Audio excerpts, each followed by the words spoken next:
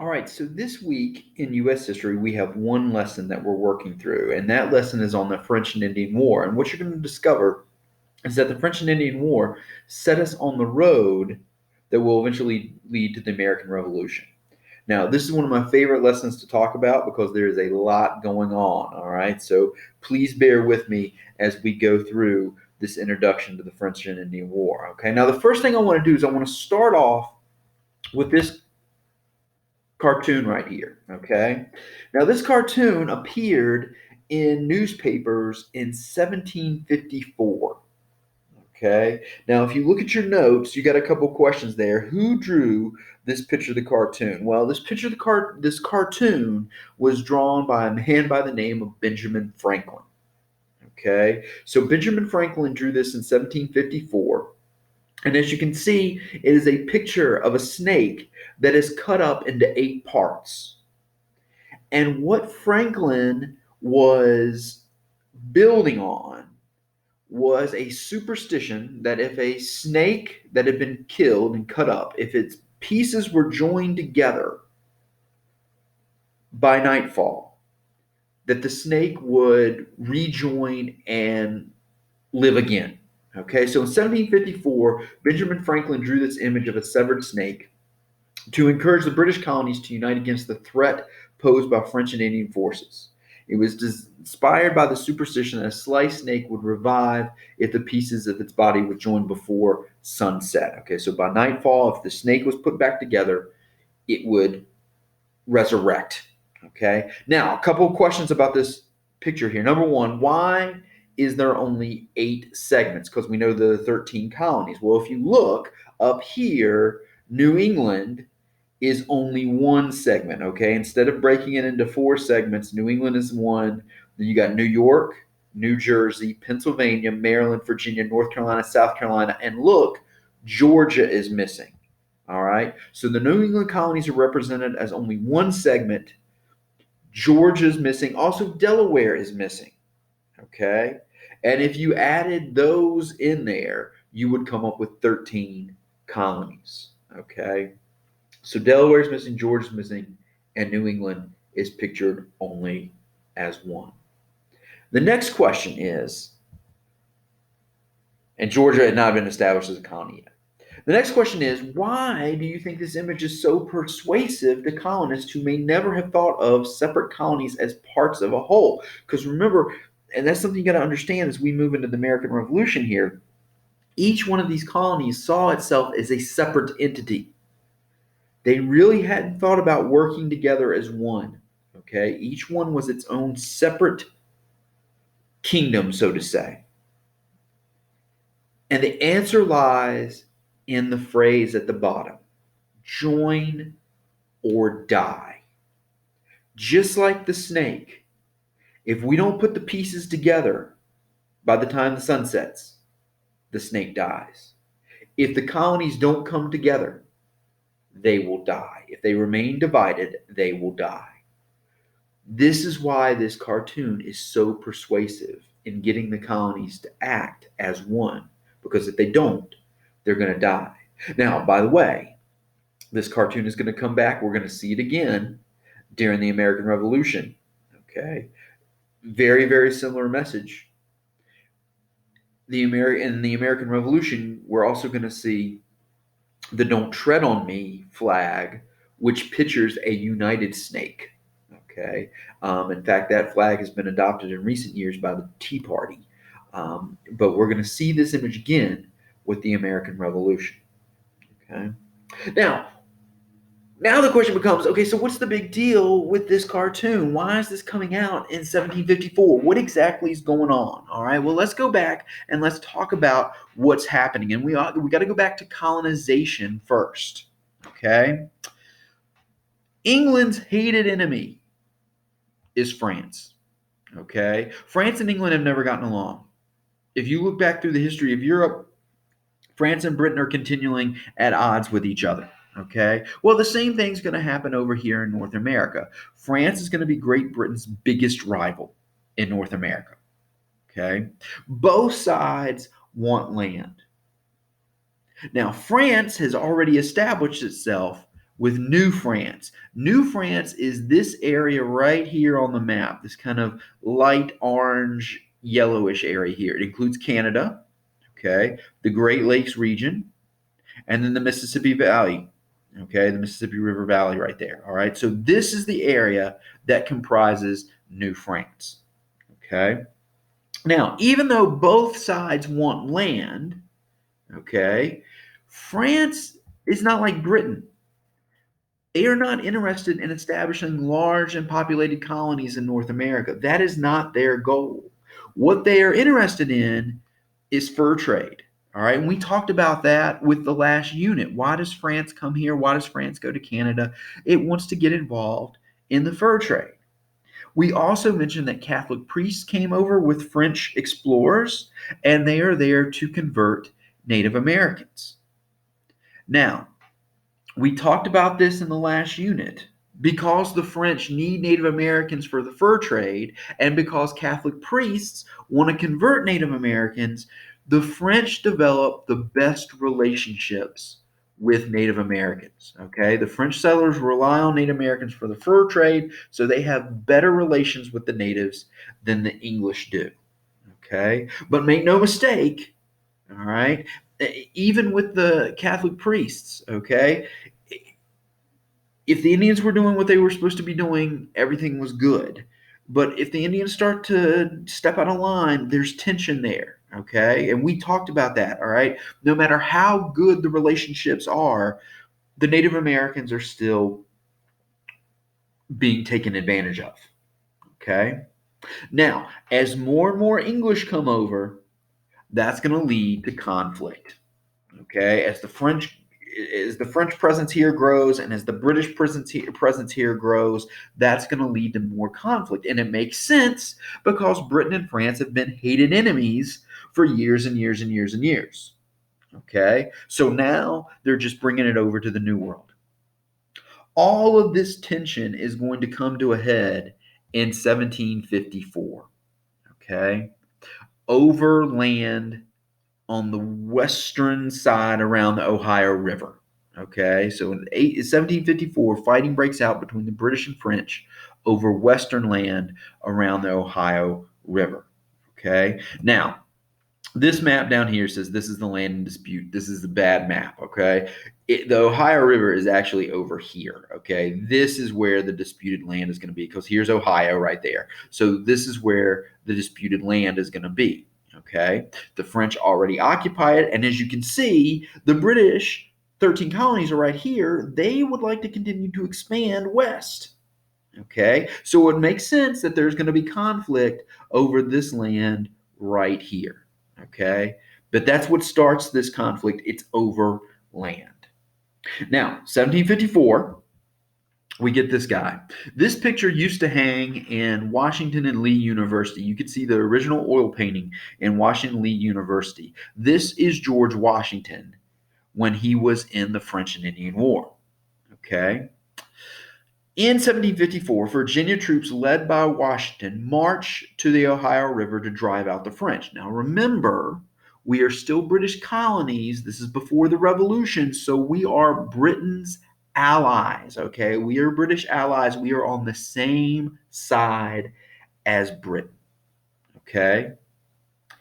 Now, this little expedition into the Ohio River Valley turns out to be a disaster. The French and their Native American allies, by the way, why are the Native Americans on the French side? Because the French have the best relationships with the Native Americans, okay? So the French and their Native American allies easily defeat the colonial troops, all right? The British General Braddock is killed, all right? The one exception is George Washington. People are going to start paying attention to George Washington. George Washington performs very, very well. Okay. Even though he is defeated, he maintains good order. In fact, he retreats in order. Okay. Which is a big deal for the British. All right. This is the old style of warfare. You know, you march out in nice lines. It's all very orderly. It's all kind of very scripted. You march out, and the enemy marches out. You trade shots. You might move forward. They might move forward. And then an orderly retreat. Okay. Washington does all that. And he's brave because he has something like 2 or 3 horses shot out from under him. So Washington comes out, even though he's the loser here, comes out looking really, really good. Okay, and we will hear more from him later. This battle marks the beginning of the French and Indian War. Okay, it is called the French and Indian War because we and the British are fighting the French and the Indians. Okay, it's the British and its colonies, their colonies, versus the French and Indians. Right? Now, for the next several years, fighting continues between Britain and France over who is going to rule North America. Even though the French aren't looking at staying, they still want the land and they don't like Britain. So now it becomes a matter of pride. We have to defeat you. Okay. And of course, the British do want to stay, and the British don't like the French, and the British want the French out of this area. Okay. They would like the land themselves. And for these first several years, France is continually beating Britain. Okay. Surprise, surprise, in part because they have Indian allies. All right. Now, if we were in class, I would ask you, if your team is losing all the time, what do you do? Okay. Especially in professional sports. Okay. If you are losing all the time, what do you tend to do? You make a change. All right. And oftentimes the person that gets changed is the coach. Well, that's kind of what happens back in Britain. Now, you can't change the king. The king is there for life, but you can change the ministers underneath the king. So a new minister is brought in back in Britain. 1757, the English king appoints William Pitt to the government. Okay. Now, I'll be honest with you, he kind of becomes like a financial advisor to the king. I think he's executor of the banks, or that's probably the wrong terminology, but he is kind of the chief executor of the crown, which means he's in charge of the money. Okay.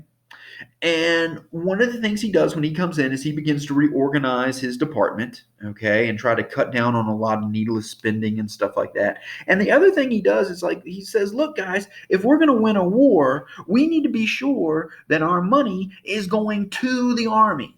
Okay, so one of the things that Pitt does is he ramps up spending for the British military because he says, look, if we're going to win, we need a good army. And to have a good army, we need to make sure it's paid. We need to put money into that thing. Okay, so he starts to ramp up spending with the military. And surprise, surprise, the British start winning battles. And when the British start winning battles, that makes some of the Indians very, very nervous, okay? Because they like being on the French side. Not only do the French have the best relations with the Native Americans, but the French are also winning. And if you want to get some of your land back, you want to be sure you're on the winning side. Well, now the winning side has changed, and the British start winning. So guess what some of the Native Americans do? They switch sides, okay? Specifically the Iroquois tribe. Very, very powerful tribe of Native Americans. They end up joining the British side. And now, finally, the British have some Native American allies to balance those of the French. Okay. And now things are a little bit more even. Okay. By 1759, British forces defeat the French at Quebec. Quebec is the capital. It is not the capital of France anymore, but it was the capital of the French colony in Quebec. And of course, just some military tactics. If you want the enemies to surrender, one of the surest ways to get the enemies to surrender is to capture their capital city. All right. So the British forces surround Quebec. 1759, Quebec falls, and when the capital falls, it's all over. Okay. The British have won the war. All right. This is a clear victory. The British have won the war. Now comes the peace process. The peace process occurs in 1763 at the Treaty of Paris. Now, notice how long it takes to work out the peace deal. Okay. There's some other fighting that goes on, even though Quebec has fallen. There's some minor skirmishing that has to be taken care of. And then it takes a while to get everything kind of ironed out and agreed upon. So the Treaty of Paris, which officially ends the French and Indian War, takes place in 1763. France gives up all of Canada and all of the rest of the territory up to the Mississippi River to Britain. Okay, so Britain gets Canada and everything to the Mississippi River. Okay. Now, I should point out, and I meant to say this earlier, this we call it the French and Indian War. It's a big deal for us because it is being fought over here. It is actually part of a much larger war, the 7 Years' War, which is going on between Britain and France all over the world.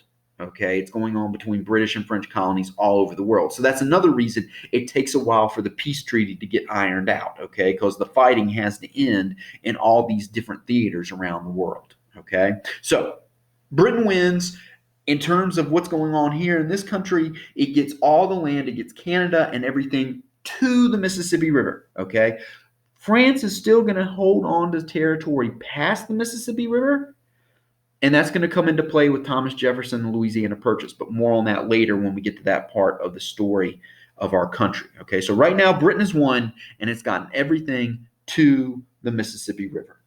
All right, now, so what used to be, here's the British colonies right here, okay? Now they have everything to here, okay? They have everything to here, all right? Including this territory up here, all right? So a good portion of this yellow territory would now be green. Even though Great Britain has won, once again, the Native Americans are kind of at the short end of the stick. All right, because they do not like the British settlers moving into their land.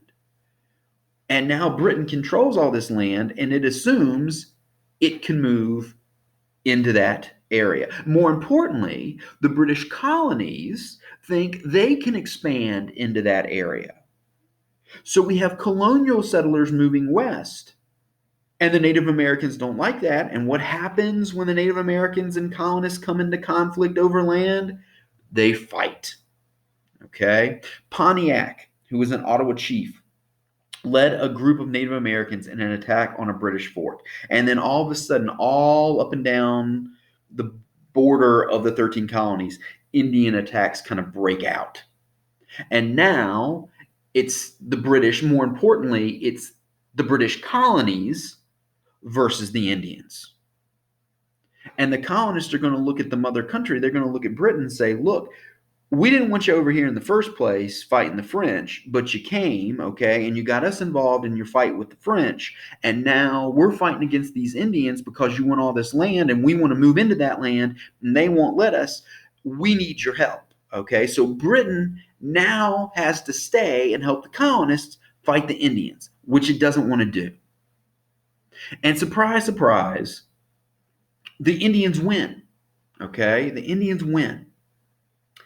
And eventually the British say, look, we are tired of being over here. We want to get back home to Europe. We've got we've got to handle European crises and things like that. We cannot be over here. So let's just sign a peace treaty and be done with it.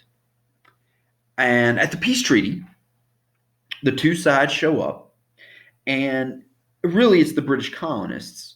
The British colonists come bearing gifts. They come bearing blankets for the Native Americans, and they give the Native Americans these blankets. Well, unbeknownst to the Native Americans, there is a surprise in the blankets, and that surprise is smallpox. The blankets have been purposely infected with smallpox. It's a very, very early form of biological or chemical warfare.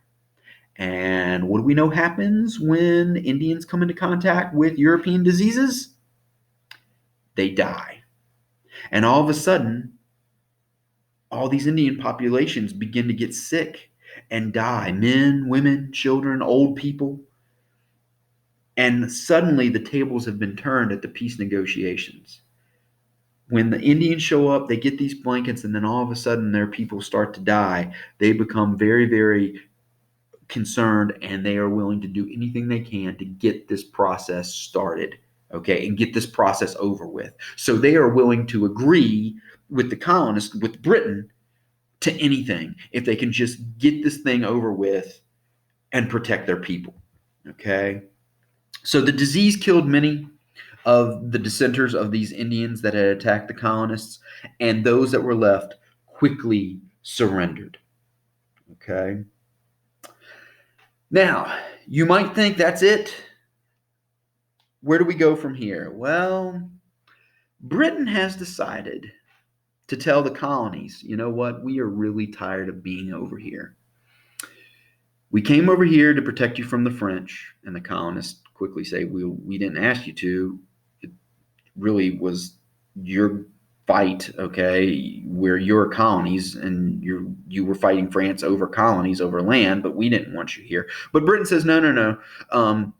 We came to protect you against the French, and now we've had to protect you against the Indians, and we are tired of being over here protecting you. So here's what we're going to do.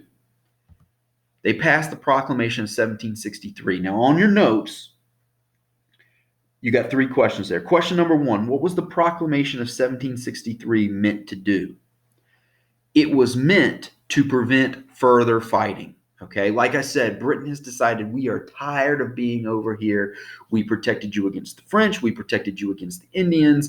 We want to go home. So, because you guys can't behave yourselves, you guys cannot move past the Appalachian Mountains. And the reason you can't do that is because we don't want you fighting with Native Americans, and we don't want to have to keep coming over here and bailing your butts out. Okay, so what was the purpose? It was meant to prevent further fighting. Okay, how did it impact the colonists? It forbid them from settling west along an imaginary line in the Appalachian Mountains. Okay, using the Appalachian Mountains as a guide, Britain drew a line north to south and said, you guys can't come across that line. Now, there were some forts put up there, okay, but there was no wall, there was no barrier. So the last question, how did the colonists respond? Well, the colonists are kind of smart about this thing. They're like, look, you can't stop us from going across an imaginary line. You don't have any forces out there to do anything. I mean, you've got some forts, but they're few and far between. We'll just walk between them. So what do the colonists do? They end up ignoring the Proclamation of 1763, and they just keep on pushing west. And yes, they are going to come into conflict with Native Americans, but there's nothing really that the British can do. Okay, so this happens the same year that the peace agreement is signed with France, and it was supposed to make us kind of get in line. It was supposed to make us behave. It was supposed to make us behave because it was going to prevent further fighting, and we just kind of ignore it and keep moving west. Now, how do you think that makes the British feel? Pretty upset. Okay, they're getting pretty mad. All right, we're not listening. Okay. Now, just keep that in the back of your mind, because what's going to happen? Well, Great Britain is in a financial crisis after the war. It needs money. And it decides that since the whole reason it got involved here in North America anyway was to protect the colonists, that these new laws that they're going to pass to raise money are going to be directed at the colonists, okay? So not only are the colonists upset that Britain has dared say they cannot move beyond the Appalachian Mountains, but now these new laws to deal with this financial crisis come into play, okay? Now, what are these new laws? Well, first off, Britain tries to crack down on smuggling in Massachusetts. Smuggling is basically when you're taking goods that you would sell and you kind of skip the middleman and you sell them yourself. Okay, it's stealing. All right, it's stealing. And this hurts British officials because it's a way to raise money. Okay, so the colonists were basically taking British goods, selling them for themselves, and using the money for themselves, which meant that money was not getting back to Britain. Okay, and to crack down on smuggling, the British officials decide we're going to search colonial homes and we're going to search colonial merchants without a warrant. And if we find smuggled goods, you guys are going to get in trouble. So here's another law that's making us mad. And here come the British officials into our homes, into, especially Massachusetts, into their homes, into their businesses, and searching without a warrant. Okay? And so, spoiler alert, when we get to the Constitution, what's one of the things that's going to be protecting the Constitution? No unreasonable searches and seizures. This is where we get that fear from. Okay? So, British soldiers or British officials can search our homes without warrant. All right? Secondly, Britain decides to keep troops in America. All right. So the fighting's over. We expect the British to leave, and the British are like, no, we're going to stay. You poor Americans, even though we don't want to be here, if we were to leave, who's going to protect you? So we're going to keep British troops here. And the Americans, of course, say, we don't want you here. Go home. All right. So Britain has tried to keep us from moving west across the Appalachians. They're cracking down on smuggling with unreasonable searches and seizures. And now they're leaving troops in the colonies. We are getting angrier and angrier and angrier. Okay? The colonists dislike the presence of troops and do not feel they need to be forced to stay in line. Okay? I mean, he's like, look, you guys leave, we will be fine. All right? You don't have to stay here. We will be fine. All right? Now, keeping troops in America costs Britain more money they don't have because they're already in an economic crisis. Okay? So maintaining troops in North America only adds to the British economic problems. And Britain is becoming more and more heavily in debt. It spent a lot of money to win the war against the French. It spent a lot of money against the Indians. And now it's spending even more money to keep troops in America. By the way, we say you don't need to, but they keep them anyway. And it is getting heavier and heavier in debt. All right. Now, when things are going bad, what do? We change things up. And that's what we see happen. There's a new prime minister. King George III chooses a financial expert, George Grenville, as Britain's new prime minister. Okay, now here's King George III. All right. Look at that outfit. Nice gold and fur cape. Beautiful. Okay. More from him later. And here is good old George Grenville. Okay. Grenville decides, okay, if we have incurred all this financial difficulty because we were there protecting the colonies, and by the way, not just the colonies in North America, but the colonies all around the globe, then the colonies all around the globe should pay us for that protection. So Grenville decides to tax the colonies, okay, to raise money for this war debt. They're going to go to the colonies. And the way they're going to get money from the colonies is through taxes, okay? Now, they try cutting down on smuggling, okay? Because, like I said, Britain is hurt because that's tax money that is being taken away from them by the colonists, okay? So we're going to try to cut down on smuggling. That is not going to work. We're going to keep on smuggling. And that's when Grenville decides to tax us, okay? And we'll talk more about that later, all right? So as we wrap up, let's talk about the effects of the French and Indian War here, all right? As a result of the war, England has taken several actions that anger the American colonists. First off is stricter enforcement of existing British laws, the crackdown on smuggling. Okay, we're going to crack down on smuggling and get some money that way. Secondly, taxes. All right, cracking down on smuggling does not work. Okay, so we're going to just outright tax the colonists, and we're going to talk more about that next week as we get closer to the American Revolution. Third thing, okay, they try to control us by saying we will not cross the Appalachian Mountains due to the Proclamation Line of 1763. Now, I know we ignore it, we do it anyway, but the fact that they tried to do it makes us mad, okay? So they're cracking down on smuggling, they're trying to tax us, and then they say we can't go past the Appalachian Mountains, even though we do it anyway.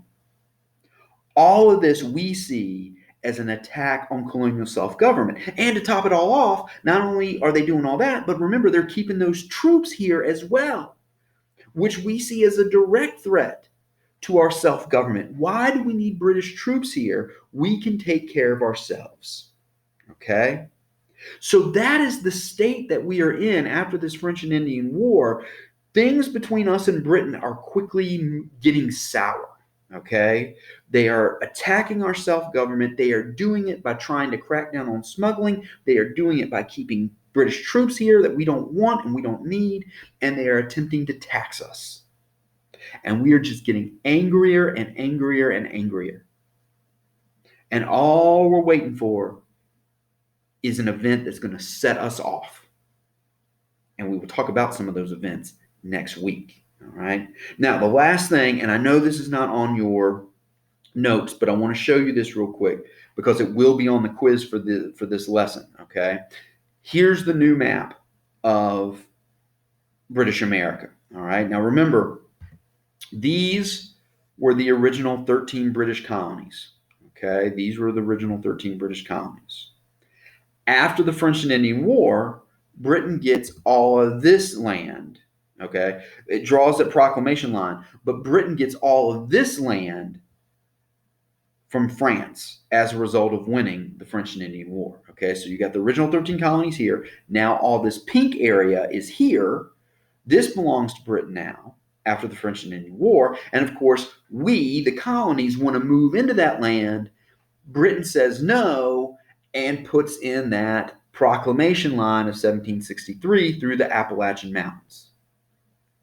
Now, it's an imaginary line. We ignore it anyway, and we move west. But that's what it looks like here in North America. And then over here in the green area, you've got Spain. All right. Now, again, France is going to control a little bit of territory right here along the Mississippi. And then Spain's out here in the southwest. Spain is also down in Florida. I apologize. I got carried away with the pink there, but Spain's also down in Florida. All right. So you need to know the blue is the original 13 colonies. That black line is the proclamation line of 1763. And this pink area out here is the new land Britain gets thanks to winning the French and Indian War. Okay.